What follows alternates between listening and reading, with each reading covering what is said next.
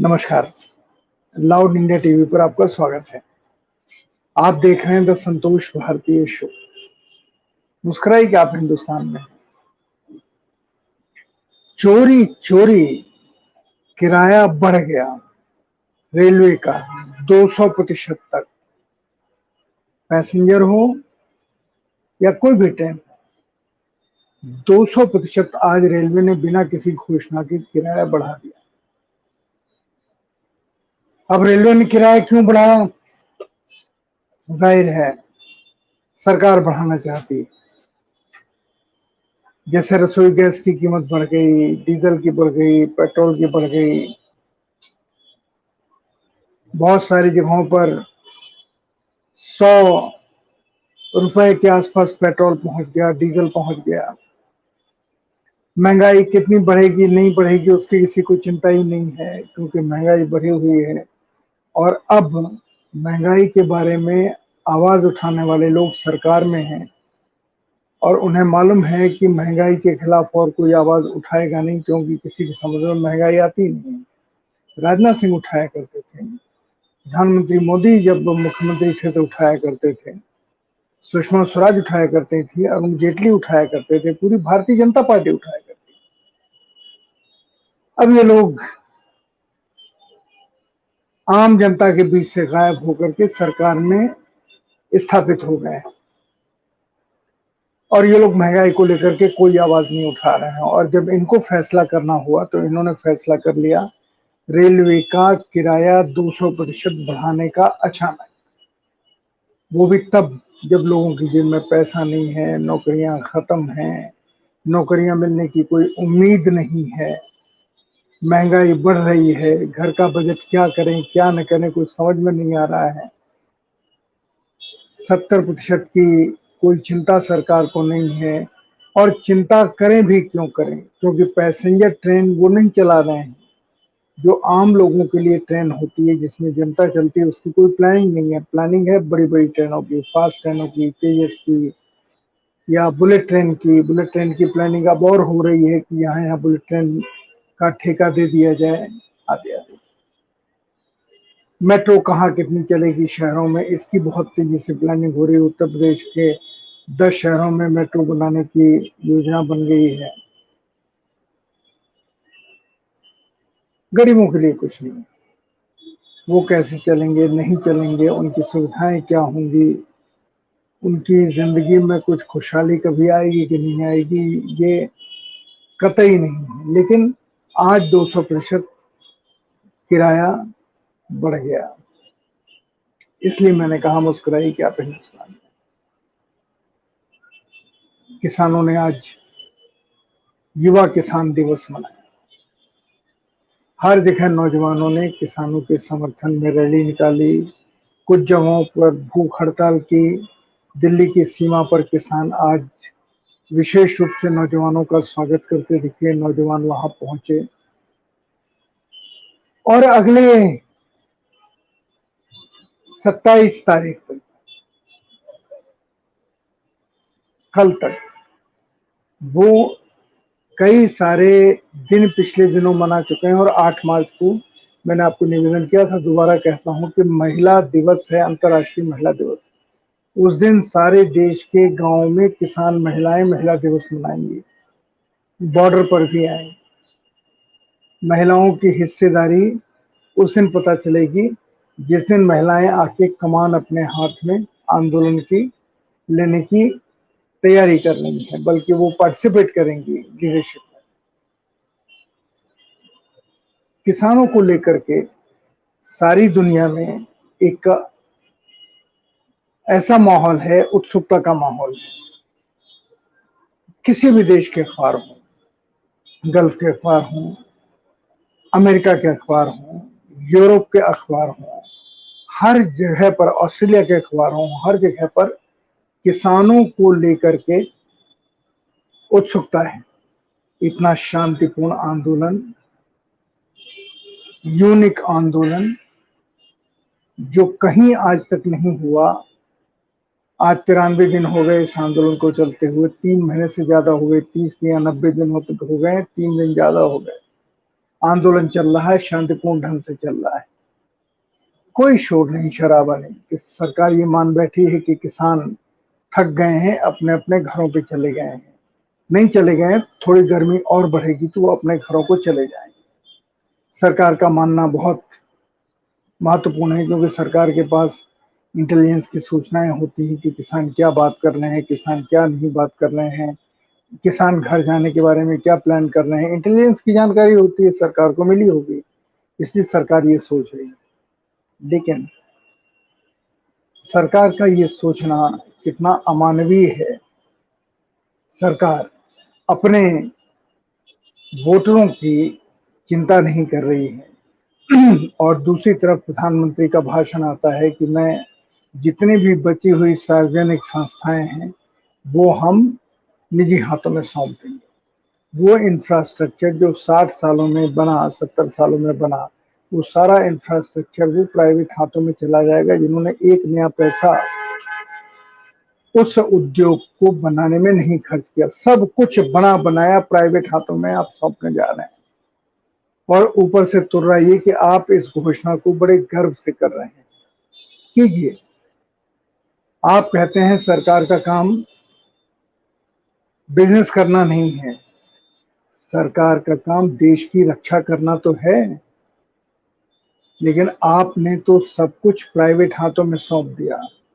आप कम से कम उनसे इंफ्रास्ट्रक्चर का ही पैसा ले लेते, लेकिन आपने वो भी नहीं किया। और आपने कोशिश ये की कि जितनी भी हमारी नॉर्थ कंपनियां हैं जो हमारे प्रॉफिट देती थी देश को, देश का जो मजबूती के पाए थे, उन सबको आपने बेच दिया। ये चिंता इसलिए होती है कि आपने इन 7 सालों में जब से सरकार है तब से बनाया क्या। 5 चीजों के भी तो नाम बता दो, 5 विश्वविद्यालयों के नाम बता दो, 5 अस्पतालों के नाम बता दो, 5 उद्योगों के नाम बता दो, आपने क्या किया। और जो आप बेच रहे हैं वो भारत के पहले प्रधानमंत्री जवाहरलाल नेहरू से लेकर के अब तक, यानी 2014 तक जितने प्रधानमंत्री हुए, उन लोगों ने इसको बनाया था, नींव रखी थी। धीरे धीरे भारत औद्योगिक रूप से सुदृढ़ हो गया था। अब आप कहते हैं कि औद्योगिकरण ये पैसे वाले करेंगे। बिल्कुल करेंगे, लेकिन वैसे ही करेंगे जैसे अडानी साहब कर रहे हैं, वैसे ही करेंगे जैसे अंबानी साहब कर रहे हैं। अडानी साहब ने बड़े बड़े साइलोज बना दिए, ताप नियंत्रित गोदाम बना दिए। और चूंकि अब जखीरेबाजी को लेकर के, होर्डिंग्स को लेकर के कोई कानून नहीं, आप कितना भी अनाज रख सकते हैं। और एफसीआई भी उनको सौंप दिया गया कि एफसीआई का काम अब अडानी साहब करेंगे और अडानी साहब से सरकार खरीद करके वापस लेगी, अगर उसे जनता को बांटना है तो, गरीब जनता को, जिसको पीडीएस सिस्टम कहते हैं। और नहीं बांटना है तो फिर कोई जरूरत ही नहीं, फिर तो अडानी साहब के हाथ में बाजार है, जितना चाहेंगे उतना निकालेंगे, उतना वो अपने भाव से बेचेंगे। अभी भी लोग कह रहे हैं कि बहुत सारी चीजें 38 रुपए हैं, जहाँ जबकि बाजार में 20-25 रुपए बज रही है, तो उनका भाव है, वो दे रहे हैं गेहूं का भाव। मैं इस बात को लेके बहुत ही परेशान हूं कि ये सरकार कानून पे कानून बना रही है। जो सही बात कह रहा है उसे पकड़ने की कोशिश कर रहे हैं, आप उसे धमका रहे हैं, धमकाइए। लेकिन कहीं आपके साथ ऐसा न हो जाए कि तारीफें सुनते सुनते सुनते आपका पेट इतना फूल जाए कि जनता के मन में क्या आग जल रही है वो आपको पता ही नहीं चले। किसान आंदोलन का आपको नहीं अंदाजा था कि किसान आंदोलन इतना बढ़ जाएगा। अगर देश में इनके साथ छात्र, बेरोजगार मिल गए तो क्या होगा। आपने एक बार अंदाजा किया था कि मन की बात आप कर रहे हैं, उसमें लोग कितने लाइक देते हैं। 100% डिसलाइक आए थे और उस दिन के बाद से आपने मन की बात का डिसलाइक का बटन ही हटा दिया। और अब आप ये चाहते हैं कि किसान, सोशल मीडिया जिसको आप पैमाना मानते थे, आपने देखा नहीं कि मोदी जी रोजगार दीजिए, इसके ऊपर सोशल मीडिया के ऊपर कितना ज्यादा ट्रेंड हुआ है। रोजगार की मांग शुरू हो चुकी है और नौजवानों ने की है। ये वही नौजवान हैं जिन्होंने आपको प्रधानमंत्री बनाने के लिए 2014 और 2019 में इस आशा से वोट किया करवाया था और किया था कि आप उनके लिए रोजगार का प्रबंध करेंगे, लेकिन आपने रोजगार का प्रबंध नहीं किया।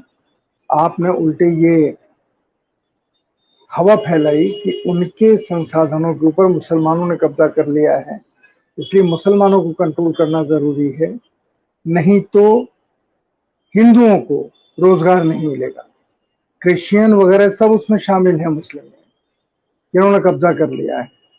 अब अब क्या हो रहा है, अब लोग रोजगार मांग रहे हैं, आप नहीं देंगे और बड़े बड़े धरने होंगे। अगर ये सब इन किसानों के साथ मिल गए तो स्थिति बहुत भयावह होने वाली।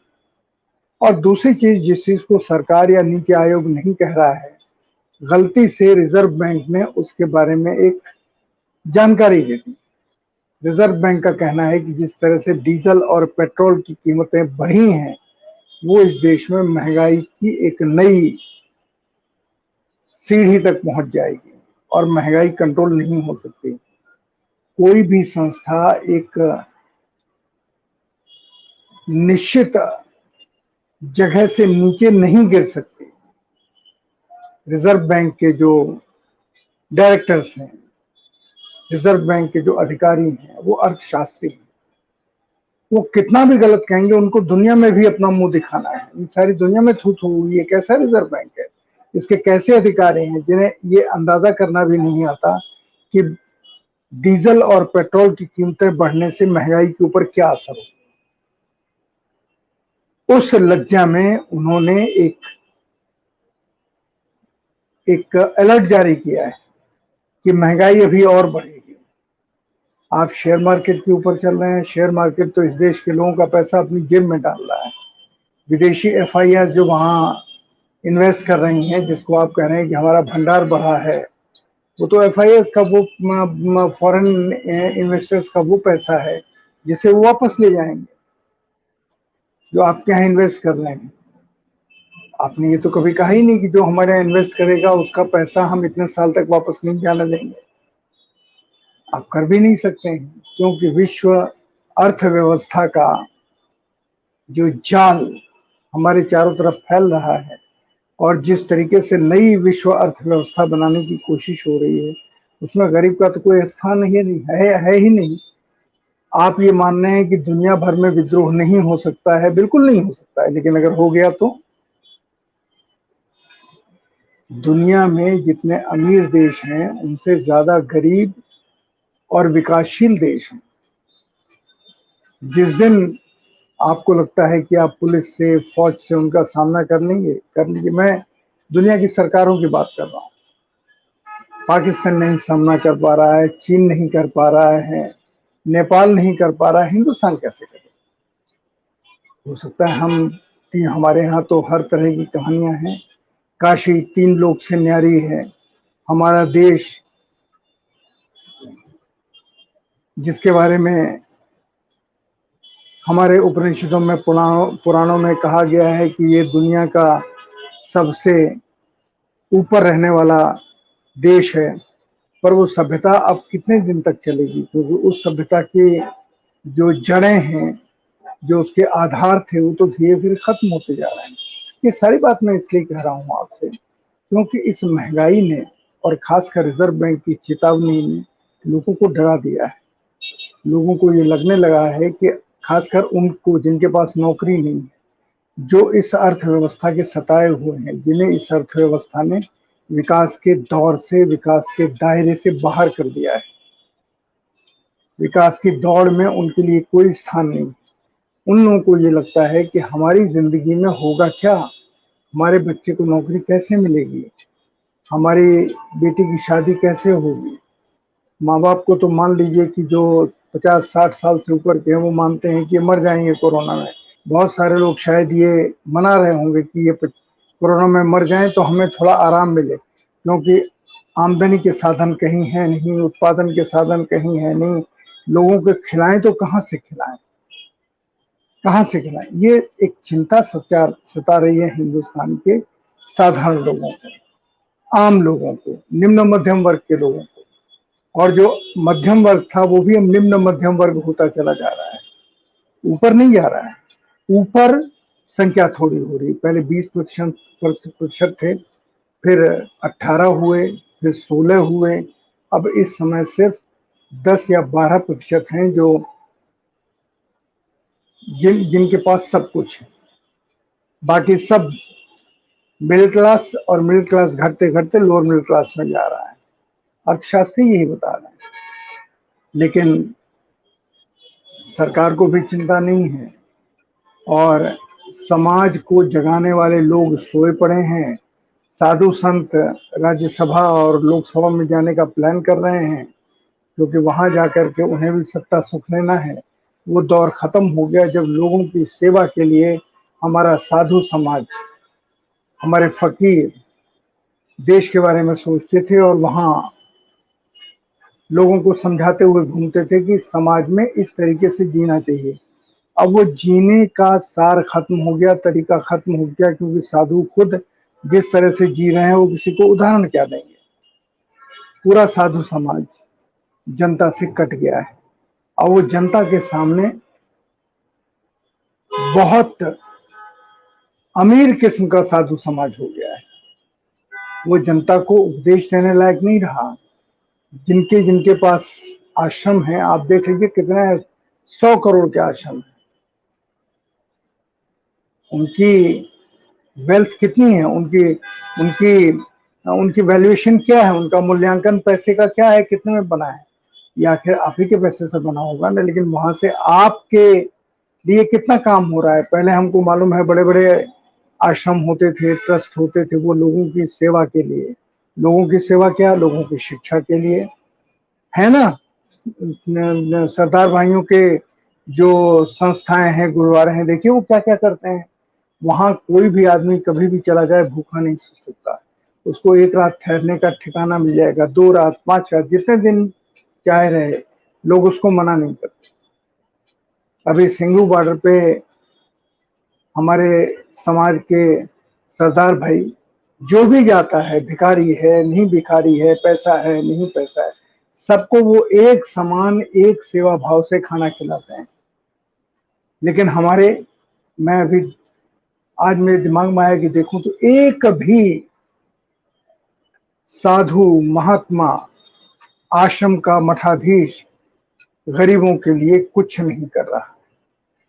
अगर उसके पास पैसा नहीं है वो आश्रम में प्रवेश नहीं कर सकता। समाज छार छार हो रहा है, अलग अलग हो रहा है। समाज में वितंडावाद ज्यादा हो रहा है, समाज में भ्रम ज्यादा फैल रहा है, समाज में टूटन ज्यादा हो रही है। लेकिन सोसाइटी को सिखाने की जिम्मेदारी जिन साधु महात्माओं ने, फकीरों ने ली थी, वो अपना काम पूरा नहीं कर रहे हैं। दुख होता है ऐसे जान के। और देश में जब इतनी बड़ी बीमारी का ढिंडोरा पीटा जा रहा है नए सिरे से, ये कोरोना का, जिस तरीके से शोर हो रहा है, कोरोना बढ़ गया, घर में रहिए, घर में रहिए, पर जहां भी मैं देखता हूं वहां कहीं पर भी लोगों के ऊपर सरकार की बात का असर नहीं है। ट्रेनें भरी हैं, बसें भरी हैं, वैसे ही समारोह हो रहे हैं, वैसे ही धार्मिक आयोजन हो रहे हैं, क्योंकि लोगों को भरोसा ही नहीं है कि सरकार जो प्रचार कर रही है उसका कोरोना से कोई रिश्ता है। वो ये मान के चल रहे हैं कि सरकार अपनी समस्याओं से बचने का रास्ता कोरोना के नाम पे तलाश रही है। और इसमें सबसे अच्छा रास्ता है कि जितना पैसा है वो कहीं भी खर्च करो, कोई भी चीज बेचो, कुछ भी करो, लोगों के पास उसका कोई फायदा नहीं पहुंच रहा है।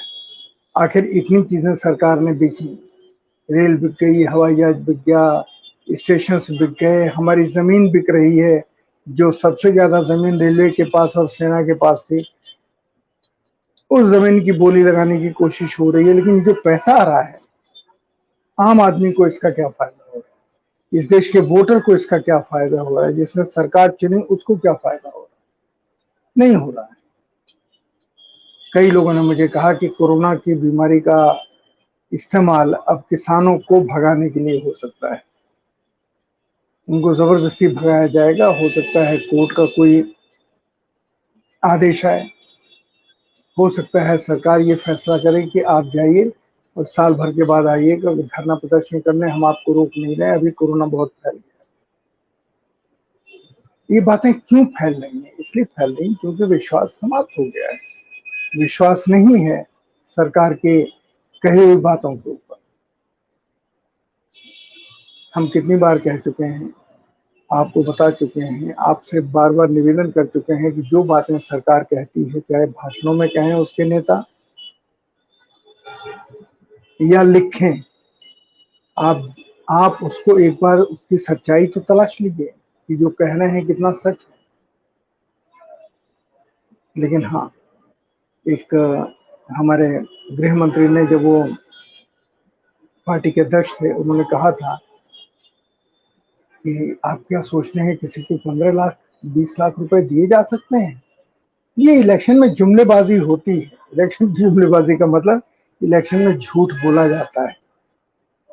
और ये जो इस समय एक नाटक हो रहा है बंगाल में कि बंगाल के लोगों के बीच में गाड़ी जा रही हैं, रथ जा रहे हैं, लोगों से राय लेंगे कि मैनिफेस्टो में क्या हो। आप सोचिए, खुले खुले जिस पार्टी का भूतपूर्व अध्यक्ष कह चुका हो कि ये सब जुमलेबाजी है, उसको आज का अध्यक्ष कह रहा है कि हम अपना मैनिफेस्टो लोगों से राय लेके बनाना चाहते हैं। विडंबना ही है। लेकिन हमारा देश विडंबनाओं का देश है, क्योंकि हम लोगों की बात पर भरोसा ज्यादा कर लेते हैं, खासकर उन राजनेताओं के जिनके जीवन में गरीब का या गरीबी का कोई स्थान नहीं है, जिनकी वाणी में गरीब का कोई स्थान नहीं। वो जब बोलते हैं गरीब को लेके तो उनके नीचे से ऊपर तक कपड़े देख लीजिए, उनकी नीचे से ऊपर तक उनके हाथ में बंधी घड़ी और उनका पेन देख लीजिए, उनके जूते देख लीजिए। ये 1-1 लाख रुपए के 50-50 हजार के जूते पहनते हैं, रोज जूते बदलते हैं। आप जो भी कहता है उसको एक बार नीचे से ऊपर देख लीजिए। मैं चिंता मुझे सिर्फ इस देश के गरीबों की है, उन गरीबों की जिनका रिश्ता किसानों के साथ है। अगर किसान को सही भाव नहीं मिला तो किसके ऊपर असर पड़ेगा? किसान के खेत में काम करने वाले खेतिहर मजदूरों के ऊपर। वो खेतिहर मजदूर शहर में उसके लिए काम नहीं है, मनरेगा लगभग खत्म हो चुका है। उसके हाथ में खेती में जो काम करता था और उससे उपार्जन करता था, वो उसका रास्ता बंद होने जा रहा है अगर किसान को सही भाव नहीं मिला। और वो जो खेतिहर मजदूर है, सिर्फ उसी को दुख नहीं होगा, पशुधन, हर किसान के एवरेज गाय होती है, भैंस होती है, बैल होते हैं। बैल अब खत्म हो गए क्योंकि उसकी जगह ट्रैक्टर आ गया। लेकिन दुधारू दूध देने वाले पशु तो हैं, भैंस है या गाय है। और गाय को लेकर के जब सरकार इतना ज्यादा लोगों को प्रोत्साहित कर रही कि आप गौशाला खोलो, तो गौशालाएं तो आपके आसपास कहीं कोई गौशाला हो तो आप जरा एक बार उसको देख आइए जाके। वो गौशाला क्या है? वो गौशाला उन गायों के लिए है जो जिन्हें हम कहते हैं कि उन्हें लोग आवारा छोड़ देते हैं। हालांकि गाय हमारे यहाँ हमारे खेती के अर्थशास्त्र के लिए बहुत आवश्यक है। गाय अपनी मृत्यु तक जो भी करती है, चाहे पेशाब हो, चाहे गोबर हो, चाहे दूध हो, वो सब किसान के फायदे में है, लेकिन उसका कोई फायदा लेता नहीं। बड़े बड़े किसानों के नाम पर मठ चलाने वाले साधु इतना महंगा गाय के पेशाब के नाम पर क्या बेचते हैं पता नहीं।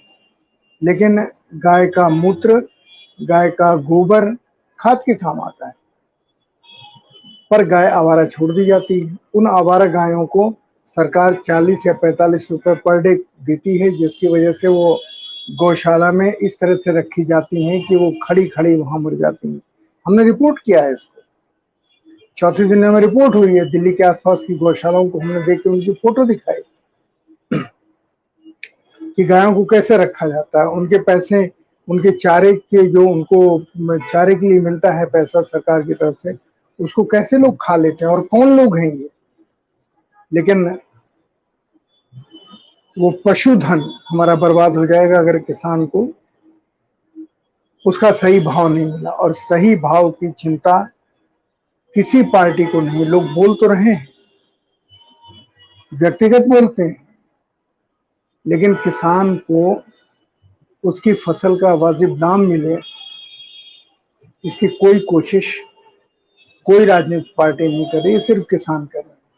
हाँ, किसानों को जनता का सहयोग बहुत मिल रहा है, और इतना सहयोग मिल रहा है जनता का कि मैं बार बार कहता हूं, महिलाओं का योगदान, छात्रों का योगदान, नौजवानों का योगदान, और खासकर अब मोदी जी रोजगार दीजिए, नौकरी दीजिए जैसे बड़े बड़े स्लोगन जिसको मिलियंस जिसमें अपना सहयोग दे रहे हैं, उस आवाज को उठा रहे हैं, इन सब का सहयोग किसानों को मिल रहा है।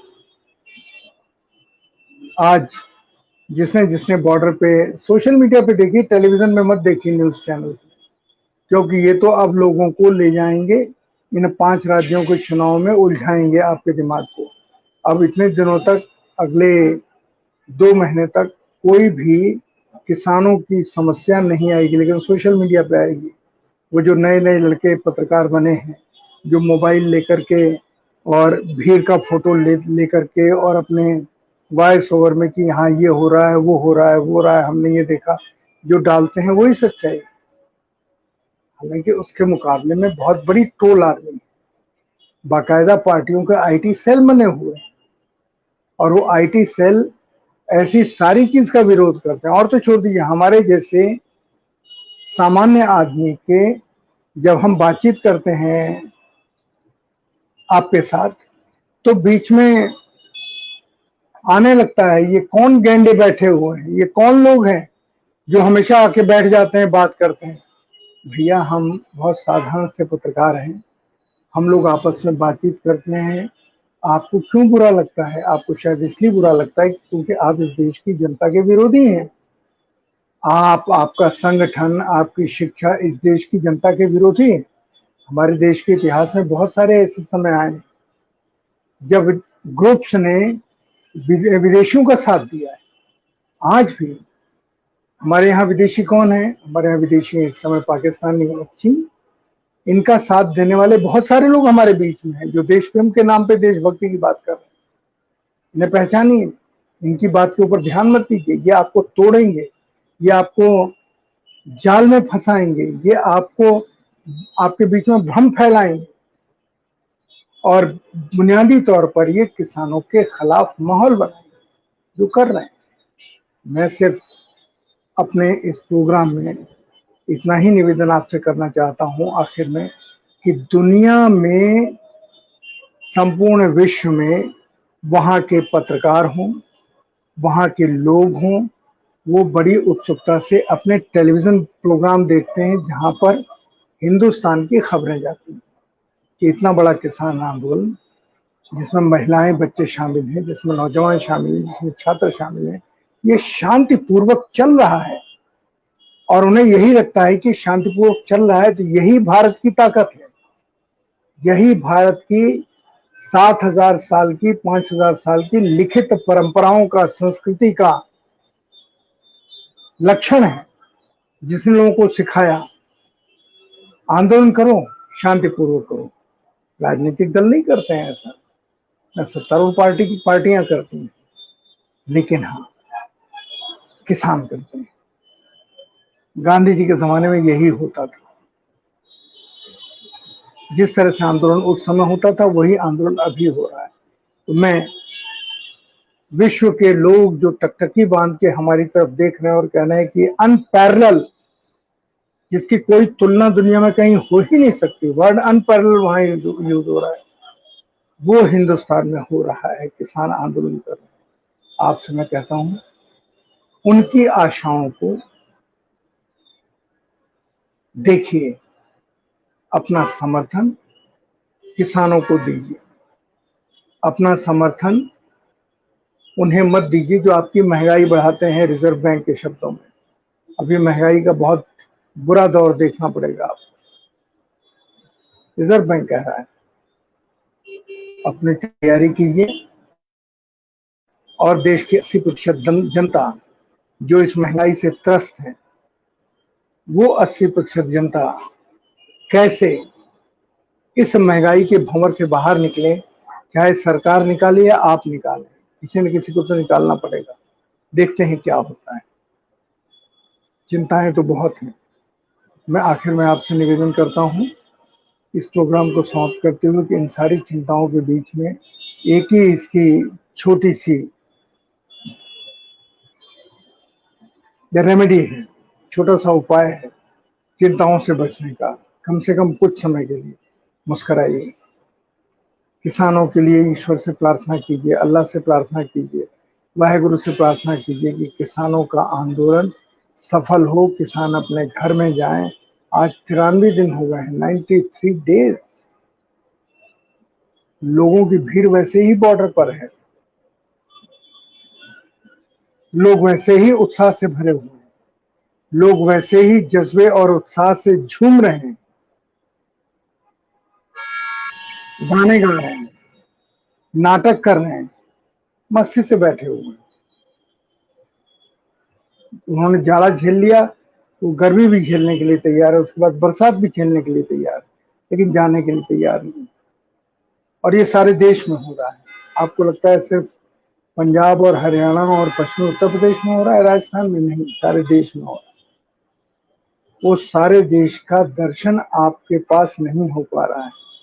फेसबुक कमाल कर रही है कि जो लोग भी ऐसे पोस्ट डालते हैं उनको हटा देती है।